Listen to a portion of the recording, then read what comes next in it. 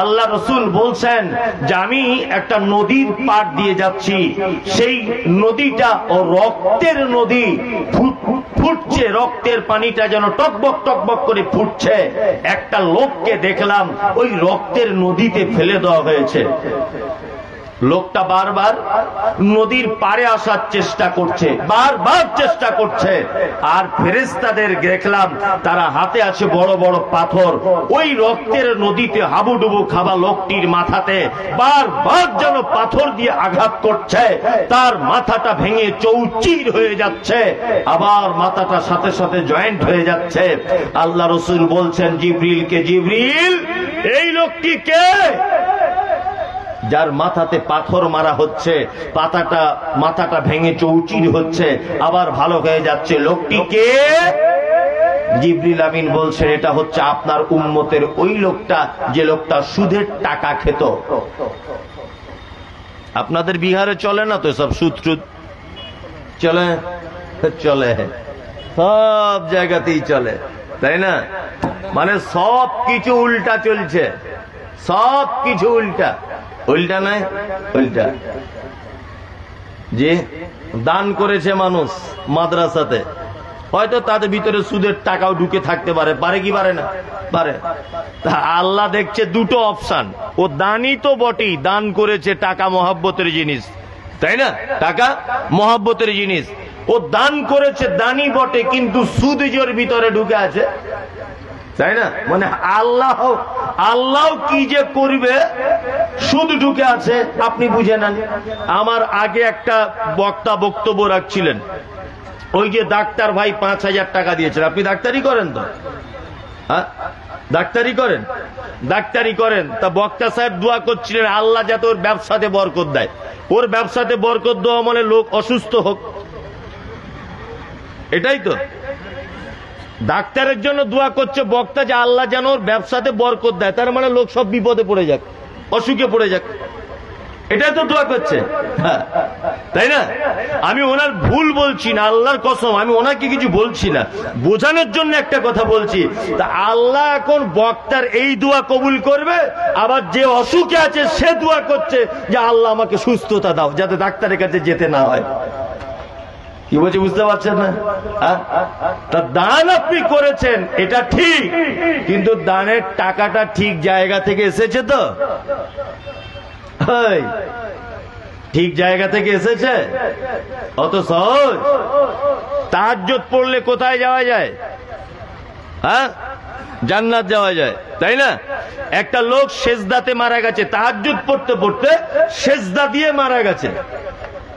আচ্ছা বলুন তো, লোকটা জান্নাতে যাওয়া সম্ভব না, না জাহান্নামে যাওয়া সম্ভব না? একটা যেমন তেমন করে উত্তর দেন। জান্নাতে, তাহাজ্জুদ নামাজের জন্য, তাই না? তাহাজ্জুদ নামাজে মারা গেছে মানে কি? বিশাল ইমানদার লোক, পাড়ায় আলোচনা হয় কি হয় না? হয়। তাহাজ্জুদ পড়েই যে লোকটা মারা গেছে বলে জান্নাতে যাবে এমন কথা নয়। ওকে প্রথম জিজ্ঞেস করা হবে যে এশার নামাজ পড়ে যে চাল দিয়ে ভাত খেয়েছো, চাল কোথা থেকে এসেছে বল আগে। কি বললাম বুঝলেন না? কোন জমির চাল এটা বল। ওই জমির চাল বাপকে ডাক্তারখানায় যাবার নাম করে টিপসই দিয়ে বুনের জমি লিখে নিয়েছে, এরকম লোক আছে না নেই? আছে। এখন ওই জমির চাল খেয়ে তাহাজ্জুদ নামাজ পড়ছে। আমাদের সমাজ তো অধঃপতন হয়ে গেছে। হাজি সাহেব হজে যাওয়ার আগে বেটা বেটিদের ডেকে ডেকে বলছে, আয় তোরা সবাই আয়, জমি জায়গা ভাগ করে দিয়ে যায়। আর বেঁচে আসবো কিনা তার ঠিক নেই, ওখানে গিয়ে মরেও যেতে পারি, বয়স তো হয়েই গেল। ছেলে মেয়েদের বসিয়ে মেয়েগুলোর মাথায় হাত বোলাচ্ছে আর বলছে, মা তোদেরকে একটা কথা বলবো। তো বলছে, আব্বা কি বলো? তা বলছে, এই রাস্তার ধারে যে 1.5 বিঘে জমিটা রাস্তার মেন ফন্ডে, এটা তো 4 ভাইকে দিচ্ছি, তোরা যেন কিছু মনে করিস না। আর ওই বিলের ধারে যেটা 12 মাসে 7 মাস পানি জমে থাকে, ওই জমিটা তোরা 4 গুণে ভাগ করে নিস, মা কিছু মনে করিস না। মেয়ে বাপের উপরে কিছু বলতে পারলো না। হাজি সাহেব হজে যাওয়ার আগে জমি ভাগ করেছে, মেন পজিশনের জমিগুলো সব বেটাদের দিয়েছে, আর বেটিদেরকে ওই বিলের ধারে জমিগুলো, ওইগুলো দিয়ে হজ করতে গেছে। আমি মনে মনে ভাবি যে প্লেন ভেঙে যাবার কথা, ও যে সর্বনাশ করে গেছে এখান থেকে, ও প্লেন ভেঙে পড়ে যাওয়ার কথা। কিন্তু প্লেন ভাঙেনি কেন? অন্য ইমানদার হাজী সাহেব ছিল তাই। তাছাড়া ও যদি একা হতো, ও মোটামুটি দুবাই পৌঁছানোর আগেই ভেঙে পড়ে যেত। আসসালামু আলাইকুম ওয়া রাহমাতুল্লাহি ওয়া বারাকাতুহু। বন্ধুরা, একটি ইউটিউব চ্যানেল লঞ্চ করা হয়েছে নতুন, Islamic SK TV YouTube channel. এই চ্যানেলটিকে বেশি বেশি করে সাবস্ক্রাইব করবেন, লাইক করবেন, শেয়ার করবেন। মানে ফেরেশতারা বুঝতে পেরেছে যে কি মাল যাচ্ছে এবার মক্কাতে। এরকম লোক আছে না নাই? হজ করতে যাবে হাজী সাহেব, 5 লাখ টাকা ব্যাংকে জমা রেখেছে 3 বছর যাবত। 3 বছর। কত? 3 বছর। আচ্ছা, ব্যাংকে টাকা জমা রাখলে টাকা বাড়ে না কমে? হ্যাঁ, বাড়ে। হাজী সাহেব 5 লাখ টাকা জমা রেখেছিল, টাকা 3 বছর পরে যখন তুলতে যাচ্ছে তখন মনে টাকা তুলে এনেছে 5,35,000। হাজী সাহেব ভাবছে মনে হয় ব্যাংকের ম্যানেজার খুশি করে দিয়েছে। ও ভাবছে 5 লাখ হজ হাউসে জমা দেবো, আর এই 35,000 ওখানে খেজুর কিনে আনবো আর জমজমের পানি। আচ্ছা বলুন তো, হাজী সাহেবের প্লেন ভেঙে যাবার কথা কি কথা নয়? এই 35,000 টাকা কোথা থেকে এসেছে? টাকার বাচ্চা হয়েছে, এর নাম সুদ, হারাম।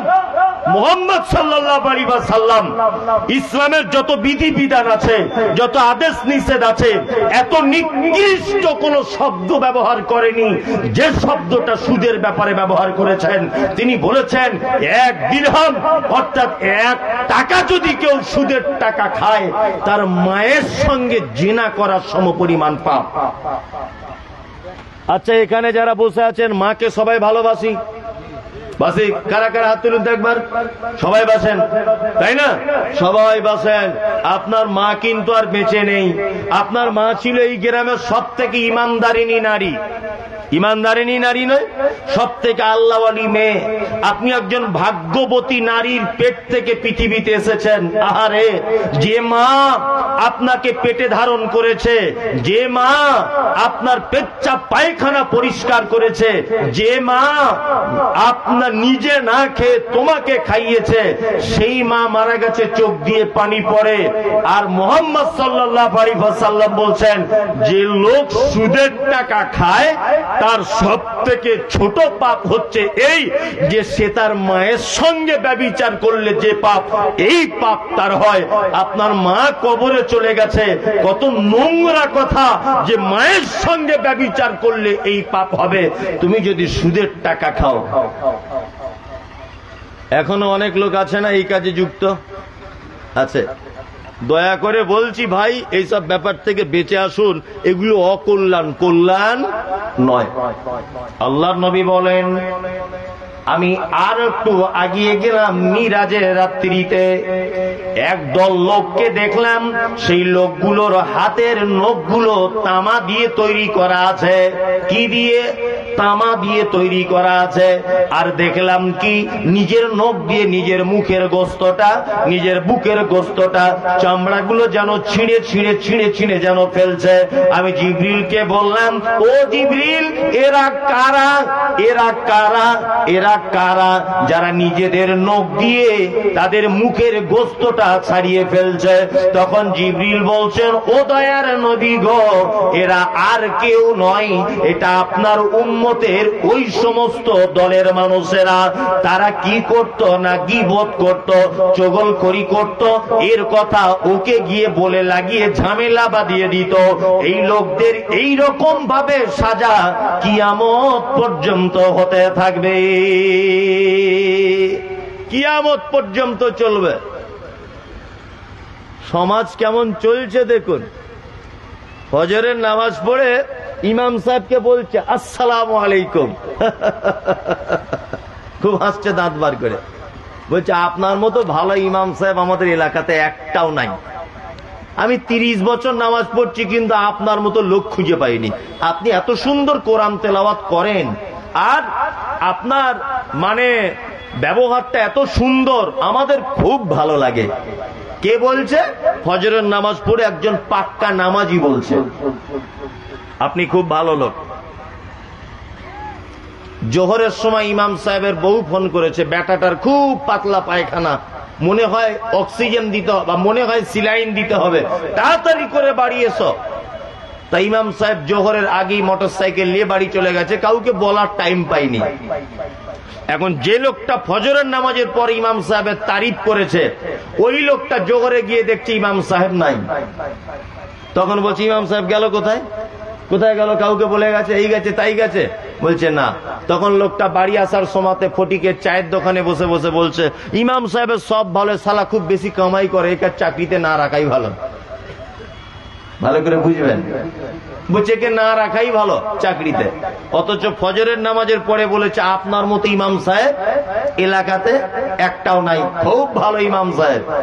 আর এই লোকটাই জোহরের সময়তে 2 নম্বরই কথা বলছে। বলছে কি বলছে না, একই পাক্কা মুনাফিক, একই মুনাফিক। আর এখানে যদি ইমাম সাহেব ভাইরা কেউ থাকেন তাহলে আপনি জেনে নেন, আপনার কোনদিন যদি চাকরি মসজিদ থেকে যদি যায়, একটা লোকের কারণে যাবে। এক, যে লোকটা আপনার কাছে বসে গুজুর গুজুর গুজুর গুজুর গুজুর গুজুর করে, আর আপনার ভাত আনলে তরকারি ভালো হলে বাড়ি থেকে ভাত এনে একসঙ্গে বসে খায়, আর যে আপনাকে বেশ জুত করে একটা পান এনে খাওয়ায়, আপনার চাকরির যদি কোনোদিন 12টা বাজে তা এই লোকটার জন্যই বাজবে। কি বললাম বুঝলেন? সব মসজিদে দেখবেন এরকম 3-4টে লোক থাকে, সব সময় ইমাম সাহেবের কাছে গুজুর গুজুর গুজুর গুজুর, আর সব থেকে বেশি বেড়া লাগায় ওই লোকটাই, সব থেকে বড় মুনাফিকের পাত করে এই লোকটা। কারণ ওই ইমাম সাহেবের সব গোপন তথ্য জানে। গ্রামের সেক্রেটারি কিন্তু জানে না, গ্রামের চ্যাংড়া ছেলেরাও সব জানে না, জানে না, ওই জানে। খুব সাবধান, গীবত পরনিন্দা মারাত্মক বড় পাপ।